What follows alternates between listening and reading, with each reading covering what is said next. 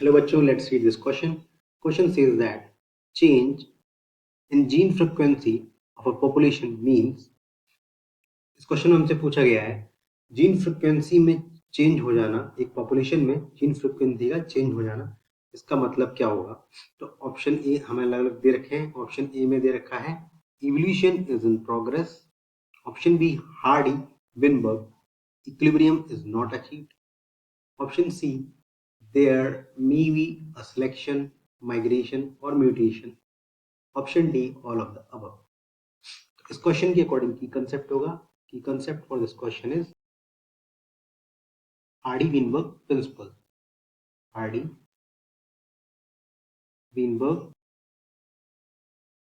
Principal. Hardy Weinberg principle के according कहा गया है all the gene frequencies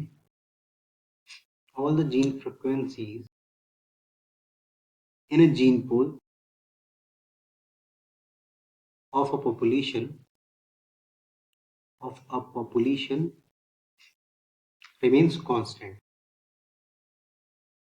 यानी कि sum of gene frequencies remains constant, यानी कि अगर डोमिनेंट एलएलपी है और रिसेसिव एलएलक्यू है तो इन दोनों का सम कितना होगा 1 के बराबर। ये कहा गया था हार्डी-विनबर्ग प्रिंसिपल में। लेकिन अगर ये कांस्टेंट नहीं रहता है और ये 1 से इसकी वैल्यू यानी सम ऑफ जीन फ्रिक्वेंसी वेराई करती है तो इसका मतलब होता है इवोल्यूशन इज इन प्रोग्रेस।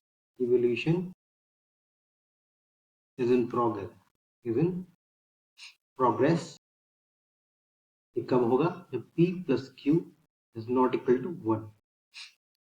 और इवोल्यूशन प्रोसेस जब होगा तो किस वजह से होगा, वो या तो नेचुरल सिलेक्शन हो सकता है, natural selection, gene drift, gene migration, mutation. तो ये कुछ फैक्टर हैं जिसकी वजह से इवोल्यूशन का प्रोसेस होता है और एलेलिक फ्रिक्वेंसीज कांस्टेंट नहीं रहती हैं। तो इसके अकॉर्डिंग करेक्ट ऑप्शन होगा option A, evolution is in progress, जब जीन फ्रिक्वेंसीज में चेंज आता है, there is change in gene frequencies.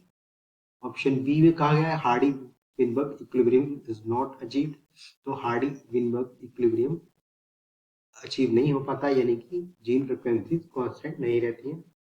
Option C में कहा गया है there may be selection, migration and mutation. तो इवोल्यूशन प्रोसेस किस वजह से होता है, नेचुरल सिलेक्शन, जीन माइग्रेशन और म्यूटेशन की वजह से। तो ये भी करेक्ट हो जाएगा।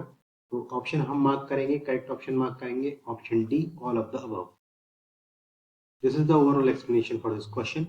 Hope you understood well. Thank you.